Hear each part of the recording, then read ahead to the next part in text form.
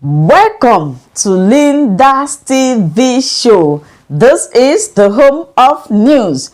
If it is your first time of stopping by or coming across this platform, you are welcome.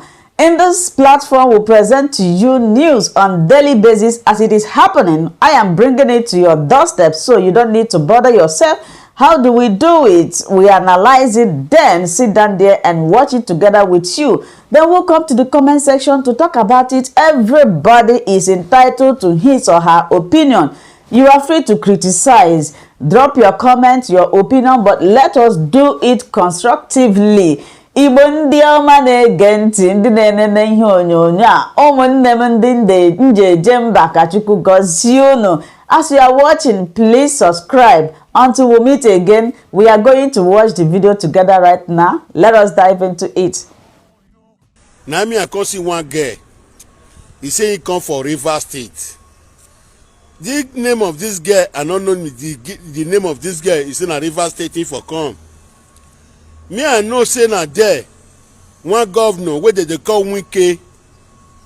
This governor wey they call Wike so na there I know say he for come. Junior election of Edo State. This governor Wike he carry security, enough security come Benin land wey they do governorship for Edo State. The message when I want to give Governor Wike, as here during election for Edo State, he carry soldier Fulani all of the come Benin State. He carry soldier, he carry Fulani come, they come to do election. Person not die. Person not sick. Person not go hospital during the election of Edo State where Dr. Wike, Governor Wike carry people come. As I come the waka they go, I come see one girl, one of our sister. He come tell say when he close for work, he come they go house. He go enter kabu wetin they call tuke. He call enter bus autobus. As he they go for road, people come bring gun, people come bring what do they call a knife, dagger.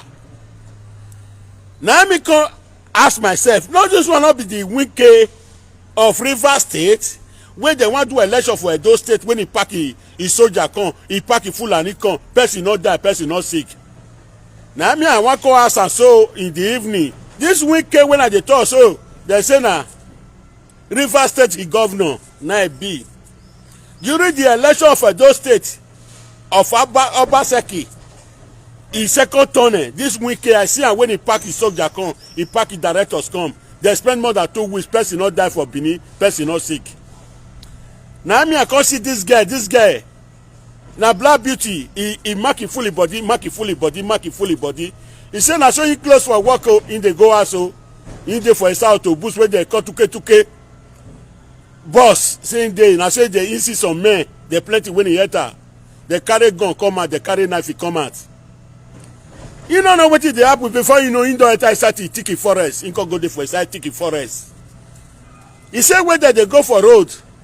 Soldiers, police when Wike carry company.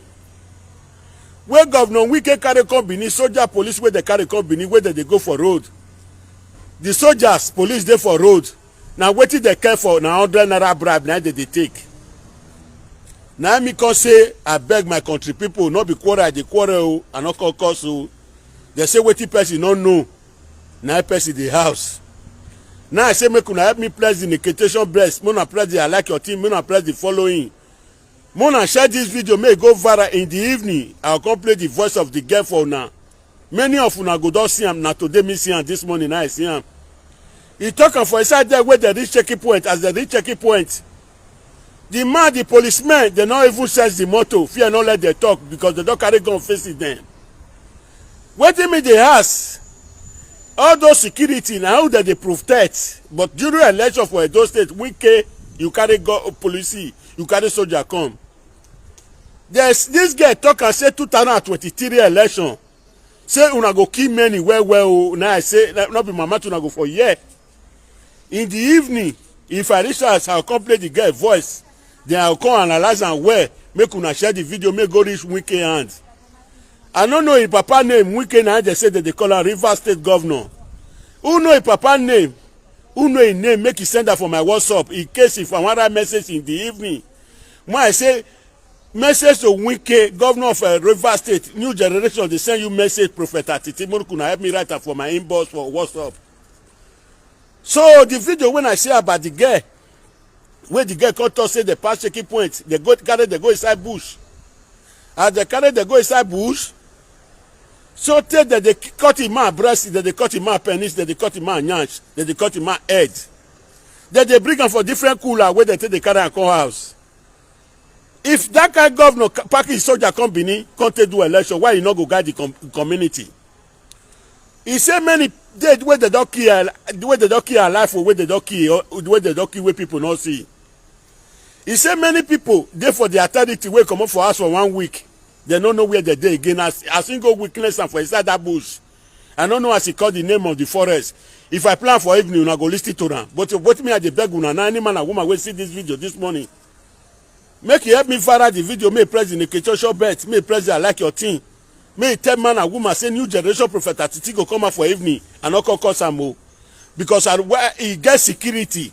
And they say that they kill man and woman, they cut their head, they cut their breasts for a place. And they go see carry the people put for inside motor, police know they check inside motor. Now 100 naira that they take. Now I say, as I never play the girl voice, so now I say when I come just talk this one, send message, make man and woman hear them, make they share the video, make it viral. As soon as they share them, I'm not saying a broken English I speak, so I beg, man, not forget any man and woman when he's here for there, this video, I beg. May you not forget me subscribe go Prophet Atiti Top Show. And may you not forget me the press I like your thing. I like your thing, go the press and you go the press that following. In case anytime when I come online.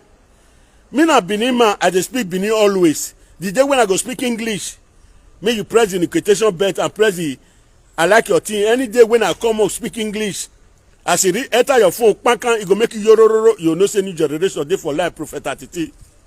So I beg make una share am. Who never had me as a friend?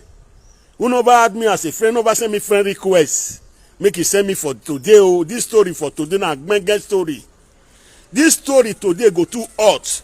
Who no here go tell you no here? Sote Buhari they go send and go put for a table.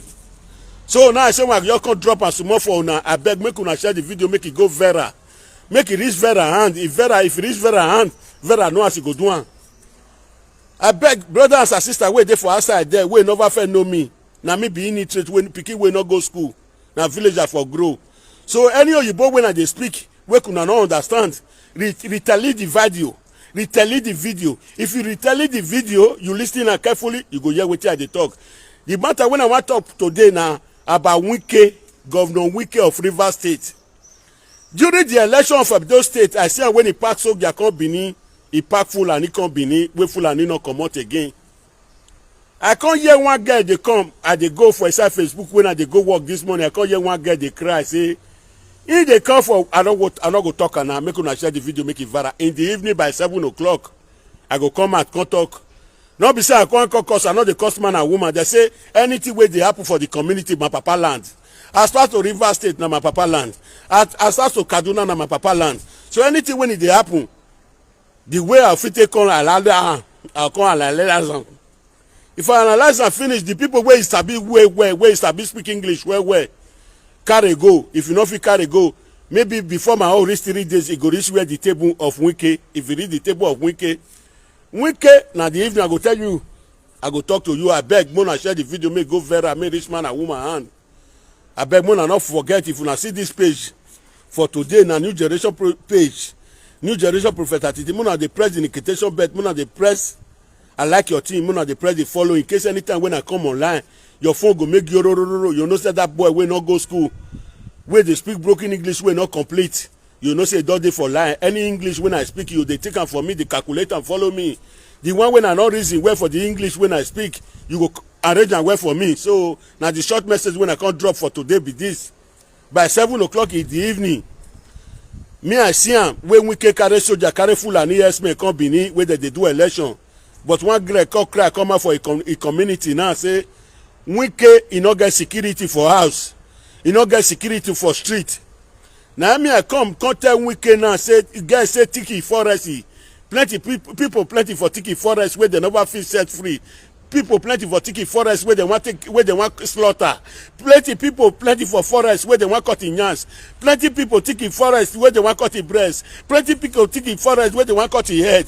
Where they cut it for cooler. Now I say when we can deliver this one. I beg me kuna share the video, make it go viral. I beg the Oyibo when I speak, we kuna not understand, we kuna not blame me. Now maybe that pikin will not go school later by 7 o'clock. I dey come back. My wonderful people, thank you so much for watching this video together with me. I appreciate your massive support in this channel. Like I said before, if it is your first time of stopping by or coming across my YouTube channel, you are welcome. Now that we have finished watching this video together, you saw me sitting there watching it together with you.